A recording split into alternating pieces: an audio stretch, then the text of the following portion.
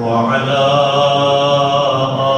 آبائه في هذه الساعة وفي كل ساعة وليا وحافظا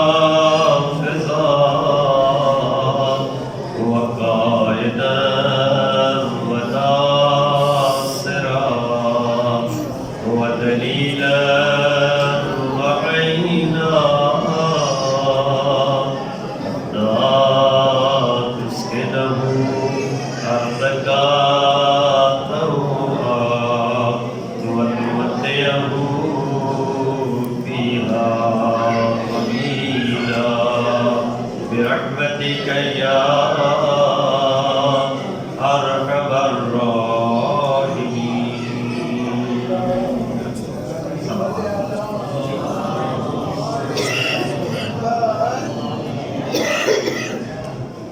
پریشان ہو کے صلوات نہ پڑھے، صلوات کو پڑھنا بہت بڑا ثواب ہے، مل کر صلوات پڑھیں۔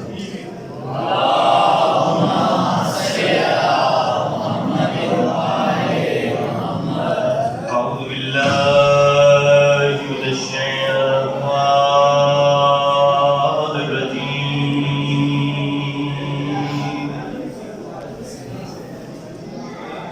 بسم اللہ الرحمن الرحیم،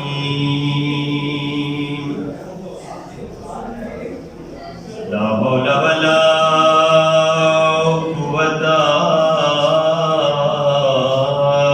إلا بالله العلي العظيم، حسبنا الله ونعم الوكيل،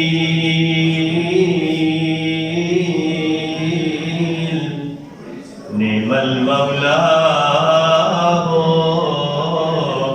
ونعم النصير، الحمد لله رب العالمين،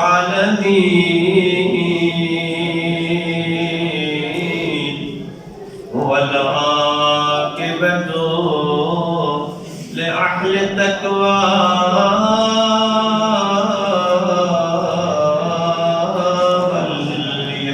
واليقين، الصلاة والسلام على أشرف الأنبياء والمرسلين وحبيب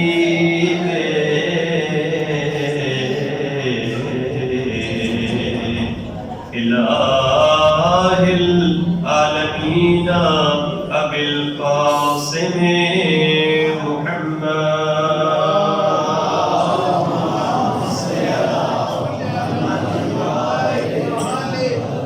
الحمد لله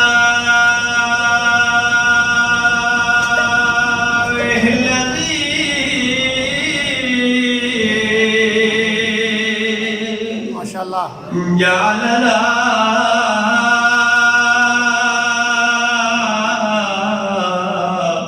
من المتمسكين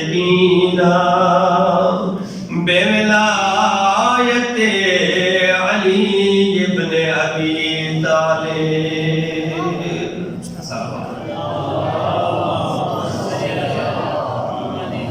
ووزيره وعطيه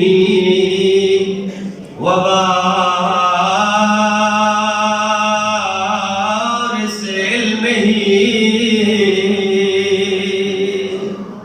علم الأولين والآخرين فاتح الخيبر والخندق والأحد والهنين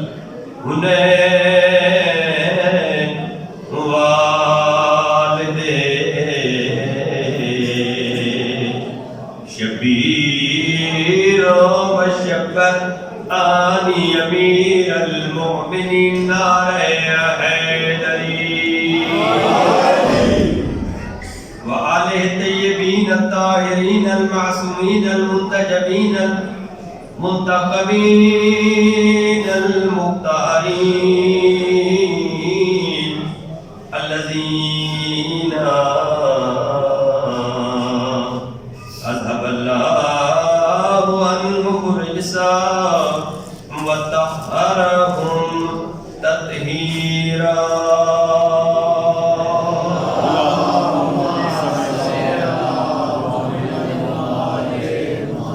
أما بعد فقد قال رسول الله صلى الله عليه وآله وسلم بسم الله الرحمن الرحيم إن الجنة مشتاقة إلى أربعة نفر. صلوات علی محمد وآل محمد.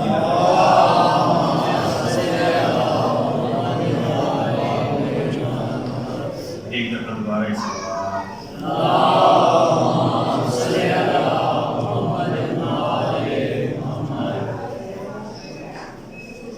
دعا ہے پروردگار عالم آپ تمام مومنین و سادات تمام مرد و زن کا اس مقام مقدس میں چل کے آیا اپنی بارگاہ میں قبول و منظور فرمائے. جو مقصد جو ہدف لے کے اپنے گھر سے چلے ہیں پروردگار عالم آپ کی وہ دل کے اندر چھپی ہوئی وہ دعائیں جو زبان پہ بھی نہیں آئیں زبان پہ آ بھی نہیں سکتی خدا تمام دعاؤں کو اور آپ کے مقاصد کو ان میں آپ کو کامیاب و کامیاب کروائے. ہر قدم کے بدلے میں پروردگار عالم آپ کو بہترین حسنات عطا فرمائے اور ہر قدم کے بدلے میں آپ کے والدین کے آپ کے اساتذہ کے آپ کے دوستوں کے آپ کے پڑوسیوں کے آپ کے تمام رشتہ داروں کے بلکہ اس پوری دھرتی کے تمام شیعہ سنی مسلمانوں کے صغیرہ کبیرہ گناہ معاف فرمائے. اتنی اونچی آمین کہی ہے اس سے بہتر صلوات.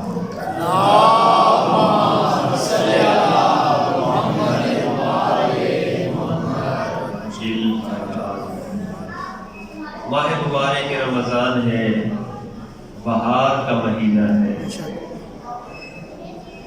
بہترین مہینوں میں سے اعلیٰ مہینہ ہے جسے اللہ نے کہا رسول اللہ نے کہا شہر اللہ یہ اللہ کا مہینہ ہے.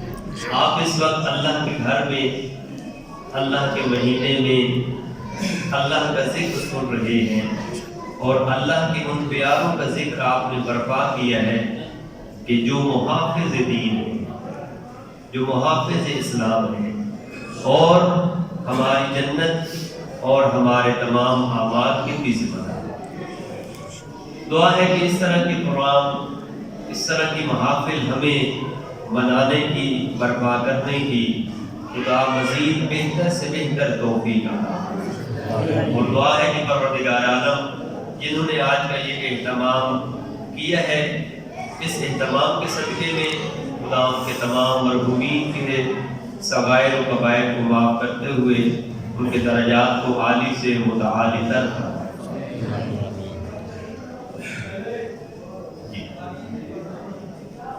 خدا متعال جتنے مومنین نے اس پروگرام کے اندر اس آج کی اس مجلس عزا کے اندر حصہ ڈالا ہے کائنات کا خالق انہیں بہترین اس کا اجر عطا فرمائے ان کے مورث میں برکت عطا فرمائے ان کے مرحومین کو جوار معصومین علیہ السلام میں جگہ عطا فرمائے اور بالاخص انہیں دسترخوان امام حسین علیہ السلام پر خصوصی مہمان قرار فرمائے. ایک بلند صلوات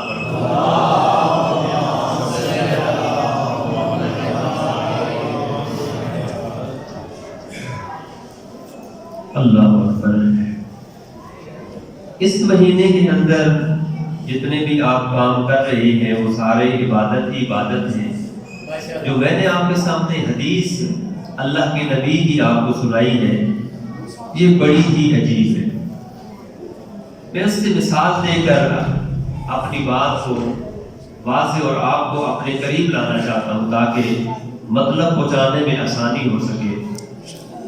فرمایا کہ 4 قسم کے لوگ ہیں جن کا جنت انتظار کر،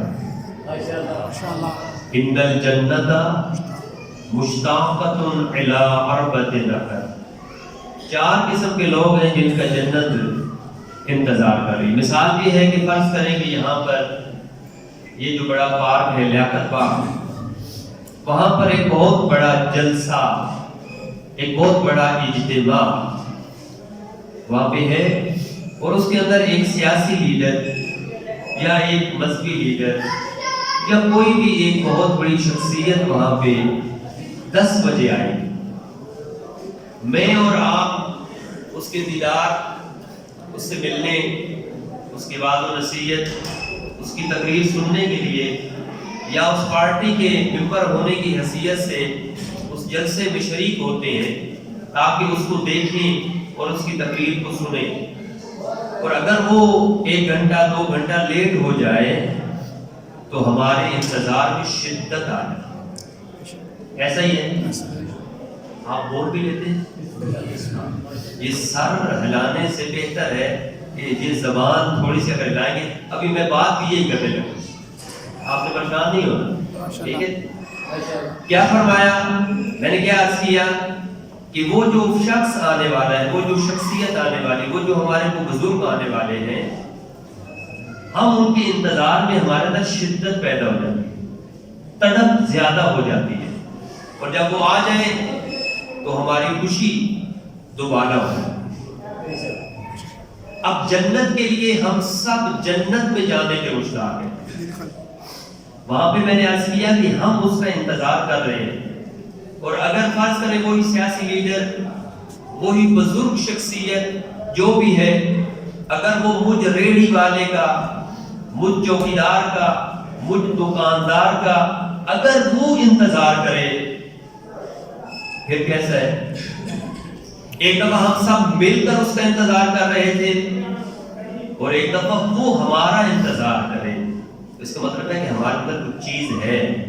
میں جو دکاندار ہوں، جو رکشہ چلانے والا ہوں، میں جو ریڑھی چلانے والا ہوں، اپنے کاروبار کو چلا رہا ہوں، اگر وہ بڑا آدمی، وہ بزرگ میرا انتظار کرے، اس کا مطلب ہے میرے اندر کوئی چیز ہے۔ اب اللہ کے نبی نے کیا فرمایا؟ فرمایا کہ 4 قسم کے لوگ ہیں کہ جن کا جنت انتظار کرتے ہیں۔ میں اور آپ جنت میں جانے کے تڑپ رہے ہیں، فلاں کام کریں، نمازیں پڑھیں، روزے رکھیں۔ میں آپ کو نہیں کہہ رہا کہ آپ نماز پڑھیں، یہ تو آپ کو خود ہی پتہ ہے کہ نماز پڑھنی ہوگی، پریشان تو نہیں ہو گئے؟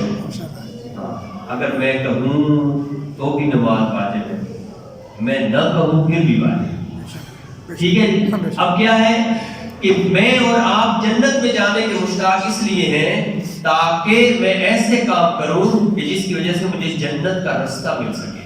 میں نیک کام کرتا ہوں، میں بابود ہو کے مسجد میں آتا ہوں، میں بابود ہو کے مجلس میں جاتا ہوں، میں بابود ہو کے عزاداری میں جاتا ہوں، میں بابود ہو کے پورا دن رات گزارتا ہوں، میں کسی یتیم کے سر پہ ہاتھ رکھتا ہوں، میں پڑھائی کرتا ہوں تو بھی وضو کر کے، میں سروس میں جاتا ہوں تو بھی وضو کر کے، میں دکان پہ سمجھ آ رہی ہے؟ میں بابود اس لیے رہتا ہوں تاکہ مجھے جنت کا رستہ مل سکے۔ تو میں جنت میں جانے کا مشتاق ہوں، لیکن ایک دفعہ جنت آپ کا اور میرا انتظار کرے کہ کب آئے گا تو میرے پاس۔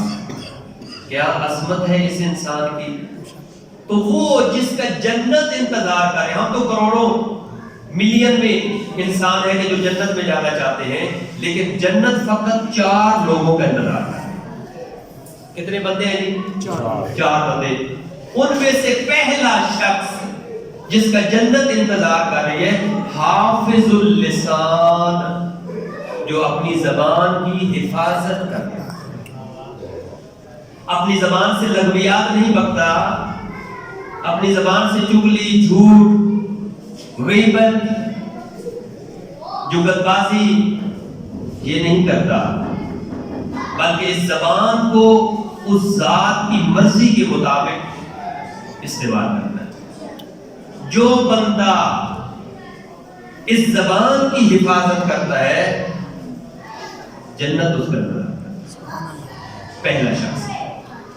دوسرا شخص فرمایا تالل قرآن، جو قرآن کی تلاوت کرتا ہے جنت اس کا انتظار کرتی ہے. اب میرے جو بزرگ بیٹھے ہیں ممکن ہے ان میں سے کوئی قرآن نہ پڑھا ہوا ہو تو ان کے لیے بہترین تحفہ عرض کر رہا ہوں. بسم اللہ تو ہر ایک کو آتی ہے. بسم اللہ الرحمن الرحیم یہ قرآن کریم فرقان حمید کی ایک آیت ہے، ایک آیت ہے. اب اگر 100 دفعہ یہ تسبیح ہمارے ہاتھ میں ہو اور ہم شروع کرتے ہیں بسم اللہ الرحمن الرحیم بسم اللہ الرحمن الرحیم بسم اللہ الرحمن الرحیم، تو عام مہینے میں جب آپ ایک آیت پڑھتے ہیں تو آپ کو ایک آیت کا ثواب ملتا ہے، لیکن ماہ رمضان میں ایک آیت پڑھیں تو ختم قرآن کا ثواب ملتا ہے. اور سورہ الحمد کی 7 آیات ہیں، اسے سبع مثانی بھی کہا جاتا ہے. تو اگر آپ سورہ الحمد پوری پڑھیں گے تو آپ 7 دفعہ ختم قرآن کا ثواب ملے گا. اور میرے نوجوان جو قرآن پڑھے ہوئے ہیں اور سال بھر قرآن کی زیارت نہیں کرتے، ماہ رمضان میں تو زیارت کرنی چاہیے. ماہ رمضان میں تو قرآن کو کھولنا چاہیے. اور نہ بروز قیامت جہاں پہ جناب زہرا شکایت کرے گی، جہاں پہ مسجد شکایت کرے گی، جہاں پہ ایک عالم دین شکایت کرے گا، وہاں پر قرآن بھی شکایت کرے گا. اے خدایا میں ان کے گھر میں تھا لیکن انہوں نے پورا سال مجھے کھولا بھی نہیں، مٹی بھی نہیں جھاڑی، بلکہ میں موجود تھا، میں شاہد ہوں. قرآن گواہی دے گا، میں گواہ ہوں، میں شاہد ہوں کہ کمرے میں میں پڑا ہوتا تھا اور اسی کمرے میں یہ گناہ کر رہے ہیں. کتنا عجیب ہے اللہ کا کلام جسے ماہ رمضان میں بھی نہ پڑھا جائے. تو فرمایا کہ جنت جن کا انتظار کر رہی ہے وہ ہے تالل قرآن، جو قرآن کی تلاوت کرتے ہیں. یہ دوسرا بندہ ہو گیا. یقیناً آپ سارے اس میں شامل ہیں. تیسرا شخص فرمایا صائم شہر رمضان، جو ماہ رمضان کے روزے رکھتا ہے جنت اس کا انتظار ہے. ابھی تو روزے بھی بڑے ٹھنڈے ٹھنڈے آ گئے. ایک صلوات پڑھیں محمد و آل محمد کی رات.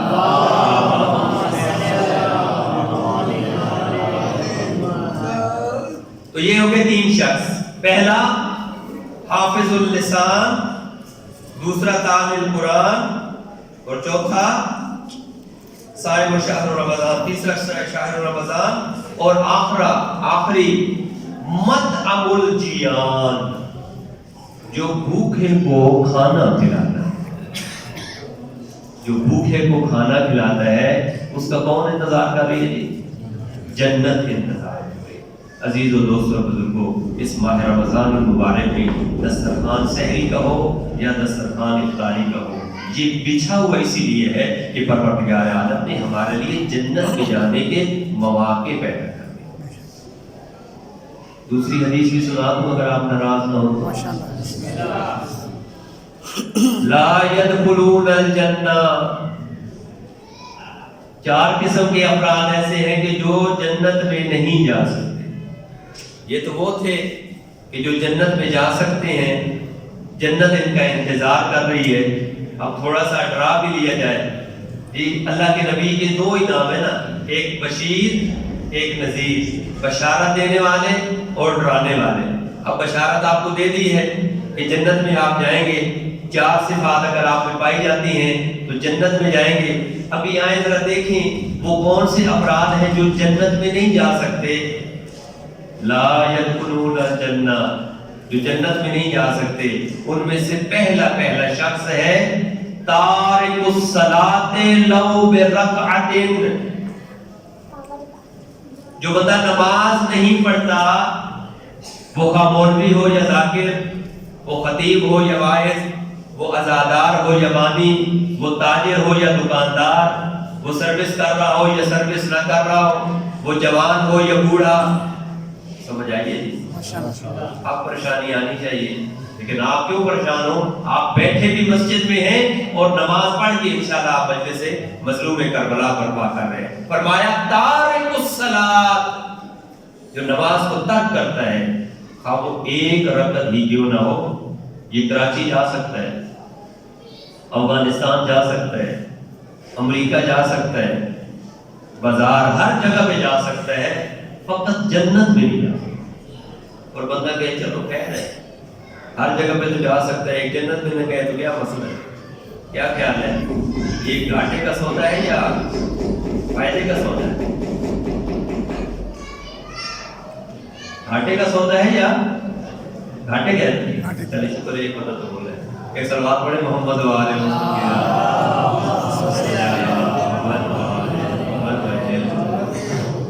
تو جو جنت میں نہیں جا سکتا ان میں سے پہلا ہے تارک الصلاۃ. دوسرا شخص فرمایا مانع الزکات لو بحبۃ.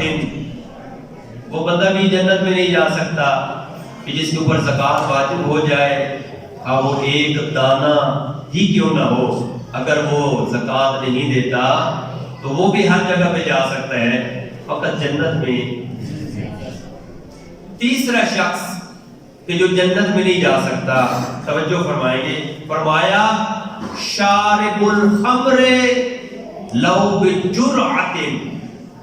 وہ بندہ کہ جو شراب پیتا ہے، ایک گھونٹ ہی کیوں نہ ہو، وہ بھی ہر جگہ پہ جا سکتا ہے لیکن جنت میں نہیں جا سکتا.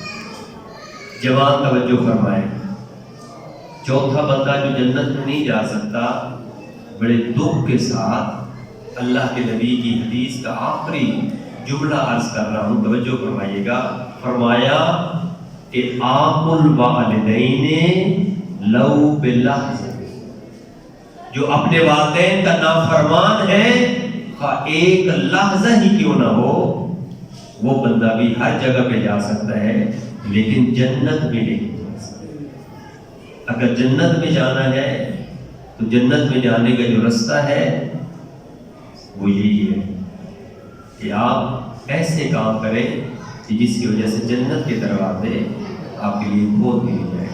توبہ کا دروازہ آپ کے لیے کھول دیا جائے، بخشش کا دروازہ کھول دیا جائے، رحمت کا دروازہ کھول دیا جائے. اور بہترین دروازہ دعا ہے، بہترین دروازہ مصائب آل محمد ہے، بہترین دروازہ اس مہینے میں اپنے ہاتھ کو دینے والا بنا دے.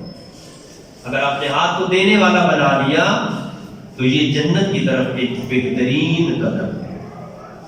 دوستو عزیزوں اور بزرگوں، آج جس بی بی کی شہادت یا وفات کا دن ہے اس کے بارے میں دو چار جملے کہوں.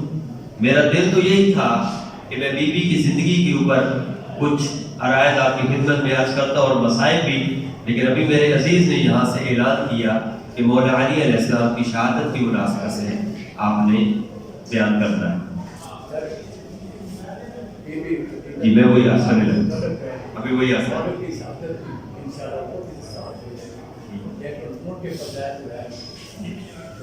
کوئی بھی تنظیم، کوئی بھی تحریک، کوئی بھی جماعت، کوئی بھی سوسائٹی، کوئی بھی حکومت، کوئی بھی ادارہ، اس میں تین چیزوں کا ہونا ضروری ہے. نمبر ایک، اس تنظیم کا جو بانی ہے اس کا اخلاق اچھا ہونا چاہیے. دوسری چیز، اس تنظیم کو بڑھانے کے لیے، بہتر طریقے سے چلانے کے لیے مال بھی ہونا چاہیے. جب تک آپ کے پاس مال نہ ہو، جب تک آپ کے پاس رقم پیسے نہ ہو، اس وقت تک وہ تحریک آگے نہیں بڑھ سکتی. اور تیسری اور آخری چیز ہے کہ آپ کے پاس زور بازو بھی ہونا چاہیے، افراد بھی ہونے چاہیے کہ جس کی وجہ سے وہ تحریک پھلے پھولے اور آگے بڑھے. آئیں ذرا دیکھیں کہ جو دین اسلام ہے، جو اللہ کا دین ہے، اس میں بھی یہ تینوں چیزیں پائی جاتی ہیں یا نہیں پائی جاتی؟ کیوں نہیں پائی جاتی؟ پہلی چیز میں نے عرض کیا، بانی کا اخلاق ایسا ہونا چاہیے. یہ بانی کون ہے؟ اللہ کے نبی ہیں جو مجسمہ اخلاق کا یہ عالم ہے کہ جس گلی سے ہر روز گزر کے جاتے ہیں، ایک دن وہ نازیبا حرکت نہیں ہوتی تو دروازے پہ دستک دے کر کہتے ہیں کہ میں اندر آ سکتا ہوں؟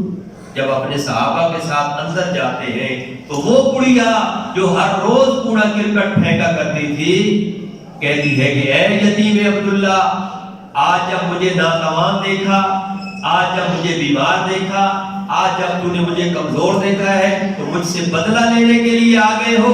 اللہ کے نبی کی آواز آتی ہے، اے بڑھیا میں بدلہ لینے نہیں آیا، مجھے تو علم ہوا کہ تو بیمار ہے، میں تو تیری بیمار کرسی کے لیے آیا ہوں۔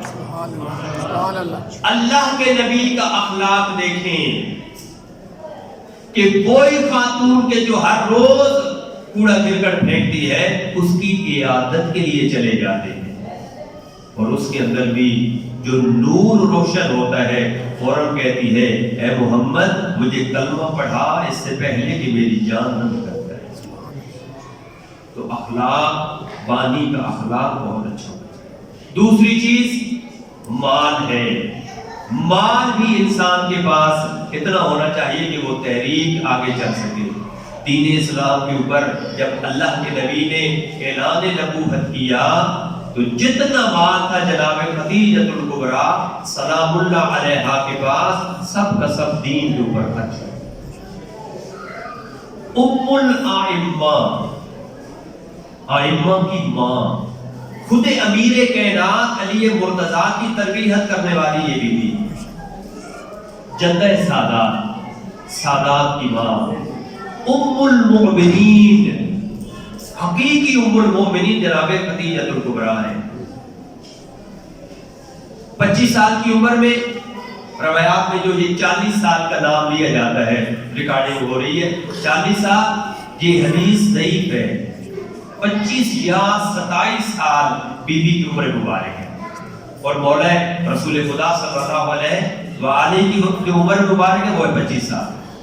اس وقت بی بی نے اپنے عقد کے لیے خود پیغام بھیجا جب رسول خدا نے اعلان نبوت نہیں کیا۔ یاد ہے نا آپ کو 40 سال کی عمر میں اعلان نبوت کیا۔ کتنی بابصیرت ہے یہ خاتون، کتنی فراست اور کتنی عقل مند ہے یہ خاتون کہ جس نے رسول خدا سے شادی کا انتخاب کیا۔ امیر ترین خاتون، ملیکۃ العرب، عرب کی سب سے امیر ترین خاتون۔ تو کیا اس عرب کے اندر اور کوئی امیر نہ تھے؟ آج کے زمانے میں بھی کہتے ہیں کہ ہمارا سیشن نہیں ہے، ہمارے مد مقابل ایسا ہونا چاہیے کہ ہماری بیٹی ایسی گھر میں جانی چاہیے جو ہماری ٹکر کا ہو، جو ہمارے لیول کا ہو، جو ہمارے منصب کا ہو، جو ہمارے ساتھ رکھ رکھاؤ والا ہو۔ تو کیا جناب خدیجہ اگر شادی کرنا چاہتی تو کیا عرب کے اندر اور نہیں تھے بڑے بڑے بہادر، بڑے بڑے تاجر، بڑے بڑے امیر؟ ماشاءاللہ۔ اور یتیم عبداللہ کا انتخاب، یہ فہم و فراست ہے بی بی کی کہ خود پیغام بھیجا۔ آج کے زمانہ ہو یا وہ عرب کا زمانہ، رواج نہ تھا کہ لڑکی خود شادی کے لیے کسی کو پیغام بھیجے، لیکن جناب خدیجہ نے کہا اس میں کیا حرج ہے کہ خود پیغام بھیجا جائے۔ خود پیغام بھیجا، اور جناب ابو طالب نے اپنے بیٹے جناب محمد مصطفیٰ سے مشورے کے ساتھ اس کو قبول کیا اور پھر شادی۔ دیکھیں آپ، جب شادی ہو جاتی ہے 25 سال سب سے زیادہ رسول کی رقابت میں رسول کے ساتھ رہنے والی جو بیوی ہے وہ جناب خدیجہ الکبریٰ۔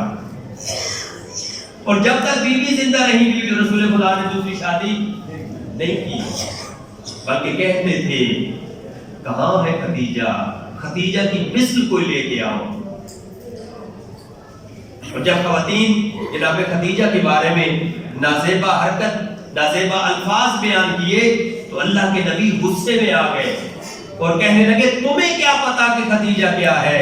خدیجہ نے اس وقت میرا ساتھ دیا جب میرے ساتھ کوئی بھی نہ تھا، مجھے تمام اپنا مال میرے اوپر خرچ کر دیا، دین کے اوپر خرچ کر دیا۔ جناب خدیجہ کی قربانیاں کم نہیں ہیں۔ آج ہم جو مسجد میں بیٹھے یہ اہتمام اور پروگرام کر رہے ہیں، یہ جناب خدیجہ کی محنت ہے۔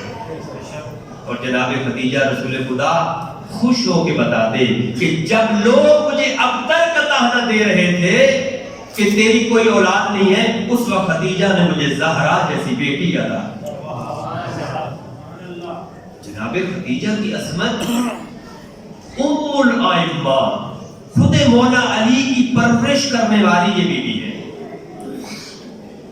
اللہ کے نبی نے کب اعلان کیا؟ 40 سال کی عمر میں، اور اس وقت مولا علی کی عمر مبارک کیا تھی؟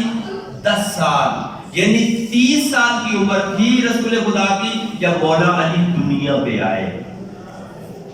10 سال بی بی خدیجہ الکبریٰ نے یہ بچپن کا جو عرصہ ہے وہ مولا علی کی طبیعت، تو مال اپنا خرچ کر دیا۔ امیر کتنی ہے؟ عرب کا مکہ ہو، مدینہ ہو، یمن ہو، حجاز ہو، شام تک بی بی کے جو اونٹ جو تجارت کے افراد جاتے تھے، اور کہتے ہیں کہ اگر وہ مال کبھی اکٹھا ہو گیا ہوتا، کھڑے اونٹ کو کھڑا کر دیا جاتا تو اونٹ چھپ جاتا تھا، وہ سونے کے انبار زیادہ ہوتے تھے۔ اور کیا کہا بی بی نے؟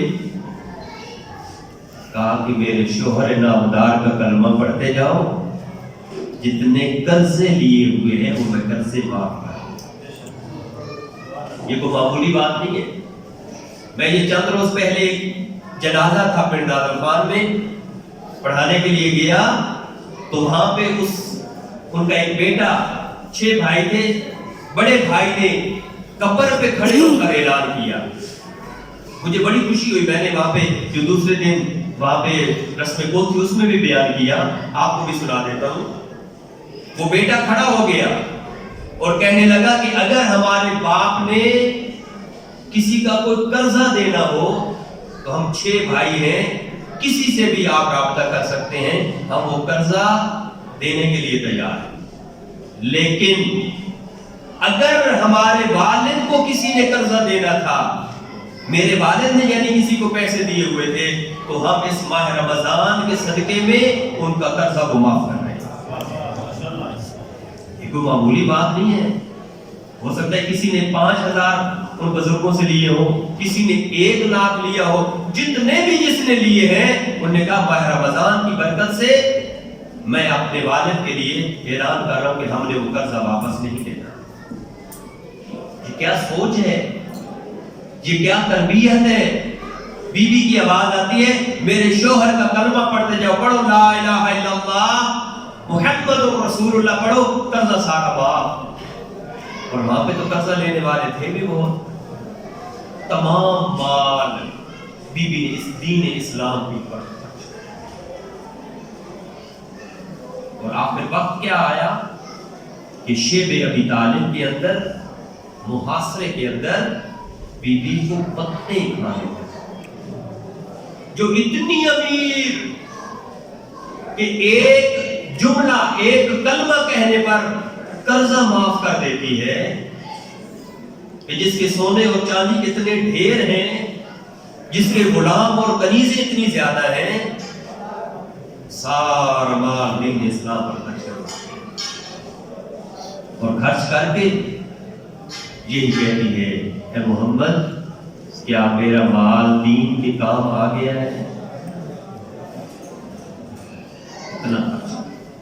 اور تیسری چیز ہے طاقت، زور بازو، افراد کا ہونا۔ اگر یہ نہ ہو تب بھی وہ تحریک، وہ تنظیم وہ آگے نہیں بڑھ سکتی۔ جناب ابو طالب کی محنت اس دین کے اوپر اتنی ہے کہ رات کے وقت کئی دفعہ بستر تبدیل کر کے جناب رسول خدا کو دوسرے بستر پر، کبھی عقیل کو، کبھی جعفر کو، کبھی علی کو اس بستر پر اس لیے لٹا دیتے کہ اگر کوئی حملہ کرے تو میرا بھتیجا بچ جائے۔ حالانکہ قانون کیا ہے؟ اگر کوئی میرے اوپر حملہ آور ہوتا ہے، میں اپنی جان بچانے کے لیے، اپنی شخصیت بچانے کے لیے، اپنے گھر کو بچانے کے لیے میں اپنا مال قربان کر دوں گا۔ اگر مال قربان کرنے کے باوجود بھی میں اپنا گھر نہ بچا سکوں، اپنی عزت نہ بچا سکوں، میں اپنے بھتیجے، اپنے بھانجے قربان کر دوں گا۔ ان سے بھی اگر نہ بچے تو پھر میں اپنی اولاد قربان کر دوں. اپنی اولاد کو انسان بچاتا ہے، دوسرے درجے کے جو رشتہ دار ہوتے ہیں ان کو قربان کرتا ہے. لیکن دین اسلام عجیب ہے. جناب ابو طالب کبھی عقیل کو، کبھی جعفر کو، کبھی مولا علی کو، کبھی طالب کو بستر پر سلا دیتے ہیں میرا بیٹا مارا جائے لیکن میرا بھتیجا بچ جائے. اور یہی پیغام کربلا والوں نے دیا کہ سب سے پہلے جناب اکبر کو میدان کربلا کی طرف بھیج کر کہا کہ میرا بیٹا چلا جائے، میرے نانے کا دین بچ جائے. اس دین کے اوپر بڑا خرچ ہوا ہے. اس دین کے اوپر جناب ابو طالب کی طاقت لگی ہے. اس دین کے اوپر جناب خدیجہ کا مال لگا ہے. اور جب آخری وقت آتا ہے جناب خدیجہ کا تو اللہ کے نبی نے کہا اے خدیجہ تیرا وقت آخر ہے، کوئی چیز مانگنا چاہتی ہے تو میں محمد دینے کے لیے تیار ہوں. بیوی نے فقط 2 جملے کہے. ایک کہا اے میرا تاجدار، اے اللہ کے نبی، میری ایک خواہش ہے، مجھے اپنی ابا کا مجھے کفن دینا. جو آپ کی اپنی چادر ہے مجھے اس سے کفن دینا تاکہ میرے لیے اگلی منازل آسان ہو. پھر بیوی چپ ہوئی، آنکھوں سے آنسو روا ہوئے اور رو کر یہی کہتی ہے اے اللہ کے نبی مجھے معاف کرنا، میں نے آپ کے گھر میں اتنا وقت گزارا ہے. نہیں خدیجہ، میں محمد تیرے اوپر راضی ہوں. کیا کہنا چاہتی ہے مانگ. بی بی خدیجہ کی آواز آتی ہے اے اللہ کے نبی میرا بیٹا کوئی نہیں، میری ایک بیٹی ہے، درخواست کر رہی ہوں میرے بعد میری زہرا نہ روئے. جزاک میرے بعد میری زہرا نہ روئے. اے عزادارو، کیا جناب زہرا نہیں روئی اللہ کے نبی کے بعد؟ ابھی کفن ہی میلا نہ ہوا تھا کہ لوگ دروازے پہ آ کر آوازیں کسنا شروع ہوئی، علی کو باہر بھیجو. اللہ اکبر. آخری وقت ہے اللہ کے نبی کا اور گود میں سر ہے جناب زہرا کا. جناب زہرا کی گود میں اللہ کے نبی کا سر.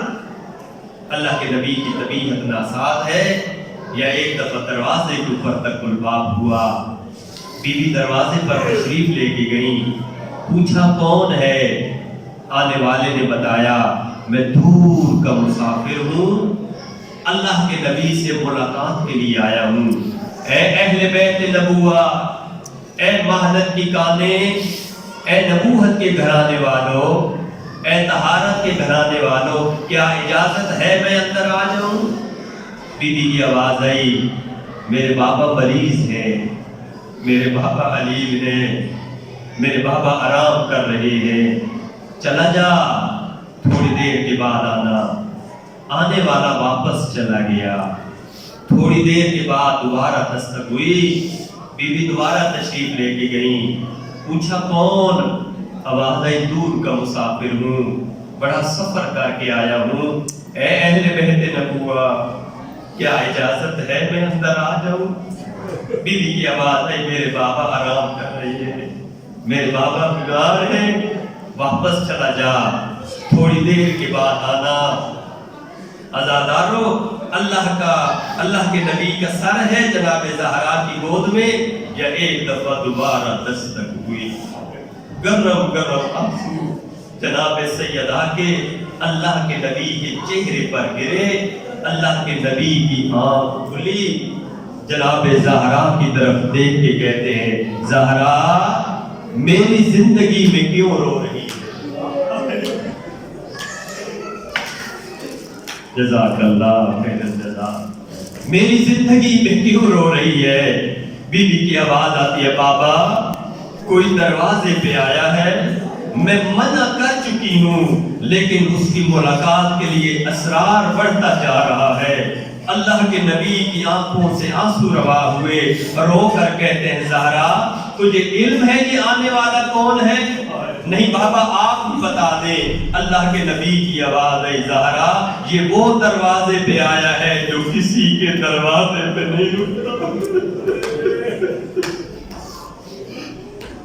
جو کسی کے دروازے پہ نہیں رکتا۔ یہ اللہ کا عظیم فرشتہ حضرت اسرائیل ملک الموت آیا ہے۔ اے میرا بیٹا زہرا یہ تیرے دروازے کی عظمت ہے، یہ تیرے دروازے کی توقیر ہے کہ ایک الہی فرشتہ اجازت طلب کر رہا ہے۔ بیٹا اجازت دے تاکہ یہ فرشتہ اندر آ جائے۔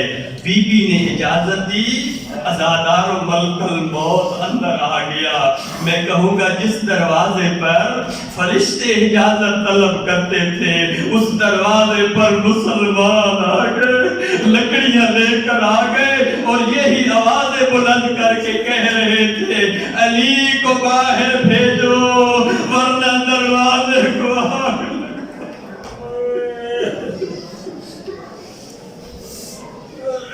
اے عزادارو رو رو کے بی بی کہتی رہی شرم کرو حیا کرو۔ اور اس دروازے پہ اللہ کا نبی 9 ماہ آیت تطہیر کی تلاوت کرتا رہا ہے، لیکن اس دروازے کی حرمت کو پامال کر دیا گیا، اس دروازے کو جلایا گیا جس دروازے پہ زہرائے مرضیہ ہاتھ لگاتی تھی، اس دروازے کو جلایا گیا جس دروازے کے اوپر ام کلثوم اور جناب زینب کبریٰ کے ہاتھ لگتے تھے۔ اس سے بڑی اور توہین اہل بیت کیا ہوگی کہ اس دروازے کو جلایا جہاں اللہ کے نبی آ کر کہتے تھے اے میرے صحابہ، اے لوگوں پہچانو یہ میرا گھرانہ ہے، میں اللہ کا نبی جہاں پہ رک جاتا ہوں، اگر کوئی وقت آئے اجازت لے کے اندر جانا۔ دروازے کی حرمت کو پامال کیا۔ عزادارو ایک وقت آیا کہ جب مولا علی علیہ السلام گھر آئے اور بی بی نے پوچھا، کہا یا علی مجھے علم ہوا ہے، مجھے پتا چلا ہے کہ لوگ تجھے سلام نہیں کرتے۔ عزادارو آپ کو پتہ ہے نا فقہی مسئلہ ہے، سلام کا کرنا مستحب ہے، اگر کوئی سلام کرتا اسے ثواب ملے گا، لیکن اگر کوئی سلام کرے اور کوئی اس کا جواب نہ دے تو جواب نہ دینے والا گناہگار ہوتا ہے، جواب دینا واجب ہوتا ہے۔ بی بی نے کہا یا علی مجھے علم ہوا ہے کہ لوگ تجھے سلام نہیں کرتے۔ مولا کی آواز آتی ہے زہرا ایسی بات نہیں ہے، بلکہ میں علی سلام کرتا ہوں، میرے سلام کا جواب اللہ اکبر، میں مظلوم ہوں، میرے سلام کا کوئی جواب نہیں دیتے۔ عزادارو میرے مولا علی کو ضرب لگی، کیونکہ وقت شہادت روز شہادت 19-21 انشاءاللہ جو پڑھنے والے آئیں گے وہ آپ کو مفصل سنائیں گے۔ میں غاصب نہ بنوں کہ میں سب مسائل پڑھوں، میں تھوڑا سا آپ کے دل کے لیے تاکہ مولا کا مصائب ہو جائے۔ جب ضرب لگی نا مولا علی علیہ السلام کو اور اٹھا کر گھر لے آئے، میرے مولا علی نے اپنے سارے خاندان کے افراد کو اکٹھا کیا، ہر ایک کو دیکھنا شروع کیا، ہر ایک سے باتیں کرنا شروع کی، اور پھر مولا حسن کو اپنے قریب بلایا۔ حسن کو قریب بلا کے میرے مولا حسن کو کھڑا کر کے کہتے ہیں اپنے پورے خاندان والوں کو، اے میرے گھرانے والوں یاد رکھو یہ میرا بیٹا حسن، میرے بعد اس کو علی سمجھنا، میرے بعد یہ تمہارا سید ہے، میرے بعد یہ تمہارا سردار ہے، اس کا احترام کرنا، اس کو علی سمجھنا، یہی تمہارا رہبر ہے، یہی تمہارا امام ہے۔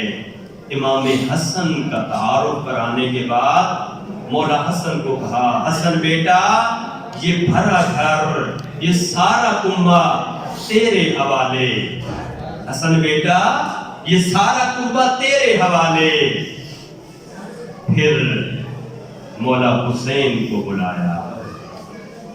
مولا حسین کو بلا کر اپنے پاس کھڑے کر کے کہا حسین بیٹا یہ سارا کنبہ حسن کے حوالے اور میرا حسن تجھ حسین کے حوالے. اللہ تجھ حسین کے حوالے. رسول خدا جب جا رہے تھے مولا علی کے حوالے کر کے گئے. آج مولا علی امام حسن کے حوالے کر رہے ہیں اور مولا حسن کو مولا حسین کے حوالے کر رہے ہیں. مولا حسین روئے. ٹھیک ہے میرے بابا حسین کے حوالے ہو گیا حسن. پھر امام حسن کے بعد امام حسین کے بعد مولا غازی عباس کو بلایا. مولا غازی عباس کو بلایا اور کہا حسین بیٹا یہ سارا کنبہ حسن کے حوالے اور حسن تجھ حسین کے حوالے اور تو حسین میرے غازی کے حوالے. اللہ اکبر اللہ اکبر. دانے طرف سے رونے کی آواز بلند ہوئی. رونے کی آواز خاتون کی تھی. مولا علی کی آواز آتی ہے. کون ہے رونے والی؟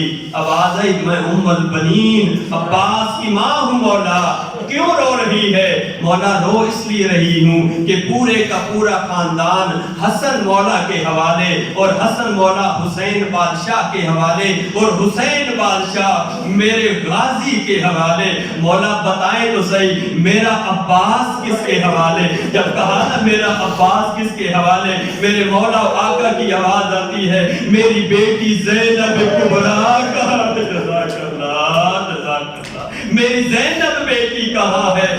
پردے میں لپٹی ہوئی بی بی سامنے آ کھڑی ہوئی رو کر کہتی ہے جیو میرا مظلوم بابا میں زینب کبریٰ حاضر ہوں. مولا عباس کا ہاتھ پکڑ کے جناب زینب کبریٰ کے ہاتھ پہ رکھ کے کہا اے زینب کبریٰ یہ سارا خاندان حسن کے حوالے حسن حسین کے حوالے حسین میرے عباس کے حوالے اور عباس تجھ زینب کے حوالے.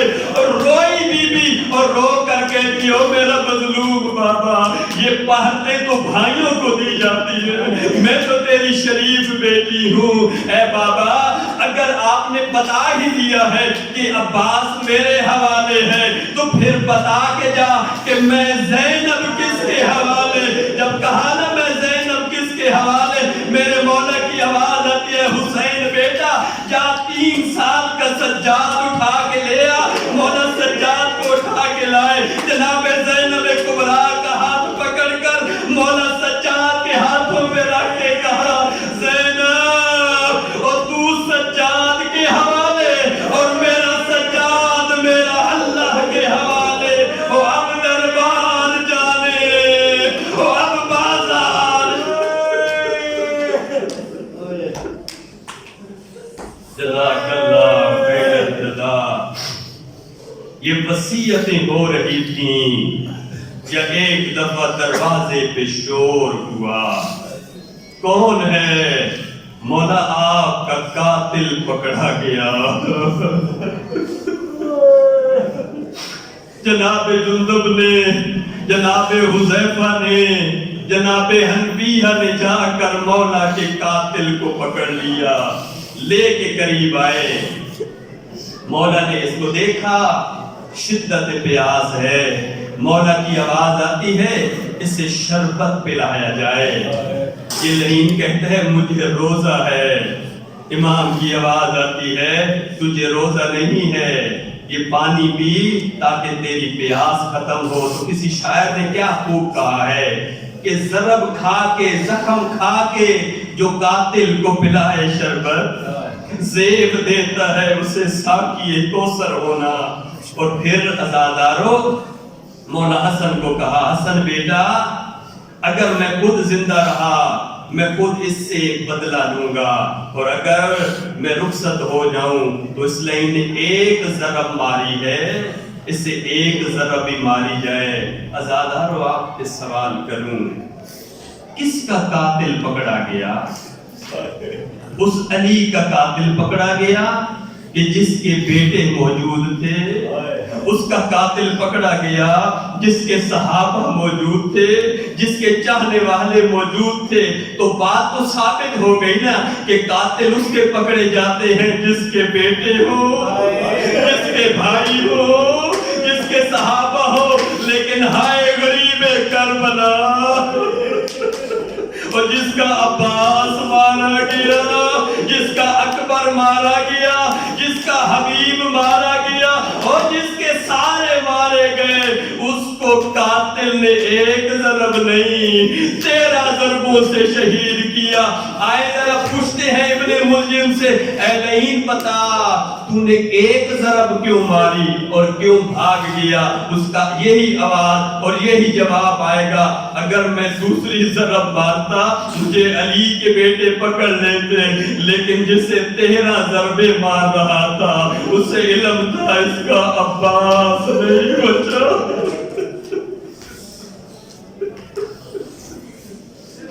اللہ اکبر، اللہ اکبر۔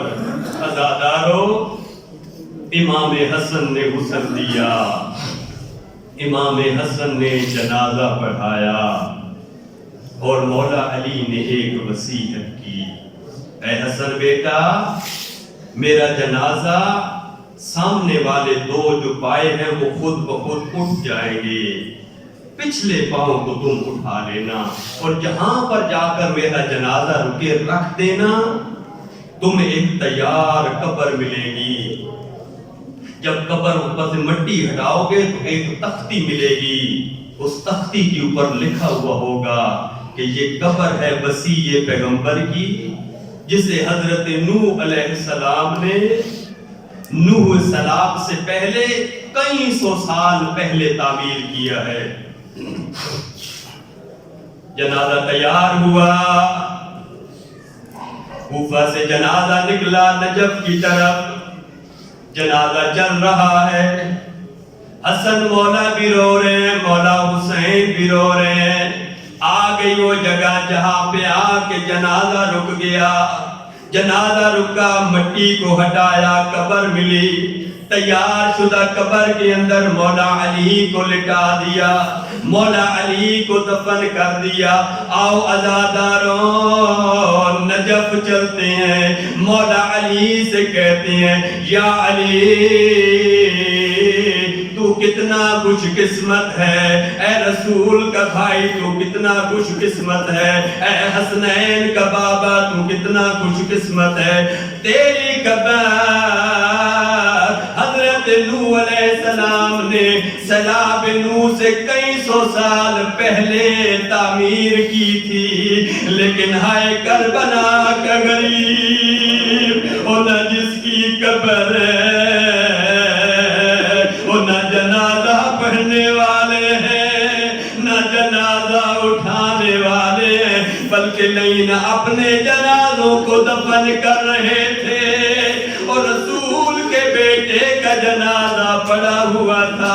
بس عزاداروں میں آخری جملے کہوں، جب مولا حسین اس کربلا کے میدان میں آئے تھے، مولا حسین کا گھوڑا رک گیا، 6 گھوڑے مولا حسین نے تبدیل کیے، کوئی گھوڑا نہیں چل رہا، آخر لوگوں کو بلایا، اے بتاؤ بتانے والوں اس جگہ کا نام کیا ہے؟ بتانے والوں نے بتایا اس کا نام غازریہ ہے۔ کہا کوئی اور نام؟ کہا اسے نینوا بھی کہتے ہیں۔ کہا کوئی اور نام؟ کہا اس کا نام بابل بھی ہے۔ کہا کوئی اور نام؟ کہا اس کو شط فرات بھی کہتے ہیں۔ مولا کی آواز آتی ہے کوئی اور نام، یا اس بوڑھے کی آواز آتی ہے اسے کرب و بلا بھی کہتے ہیں، اسے کرب و بلا کا جو ہی نام آیا، مولا حسین کی آواز آتی ہے عباس ہا ہنا واللہ قتل رجالنا و اطفالنا، یہ وہی جگہ ہے جہاں میرے بیٹے مارے جائیں گے، اور یہ وہی جگہ ہے جہاں میرے بچے مارے جائیں گے۔ ختم کر دیا آپ کی زحمت، ابھی تابوت سامنے آ جائے گا۔ مولا حسین کی آواز آتی ہے اے بنی اسد کے لوگوں،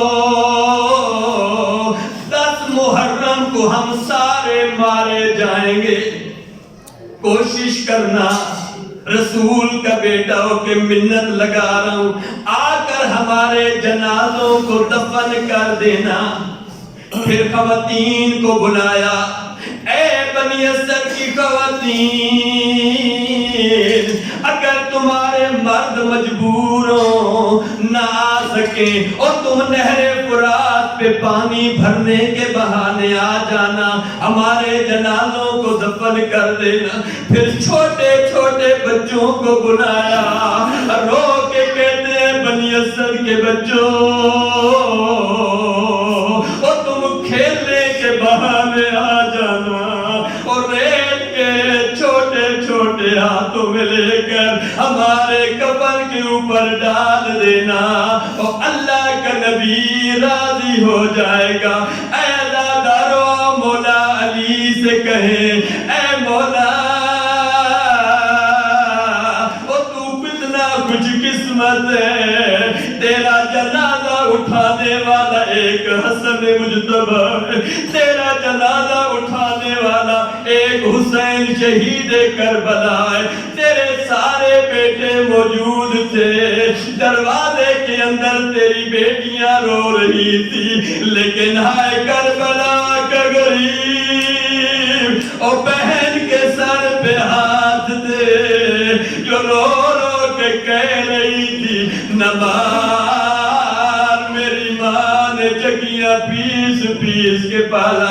اے عزادارو، جنازہ آپ کے سامنے آ گیا، اگر آپ کوفہ ہوتے جا کر مولا کے جنازے کو کندھا دیتے، آج جو آپ کو یہ موقع ملا ہے، آئے بڑھ کر مولا کے جنازے کو کندھا دے، تاکہ جب آپ قبر میں جائیں مولا علی کہے میرے بیٹے کا عزادار آ گیا، اور میرا غمخوار آ گیا، میری زہرا پہ رونے والے آ گئے، اور میرے جنازے کو کندھا دے۔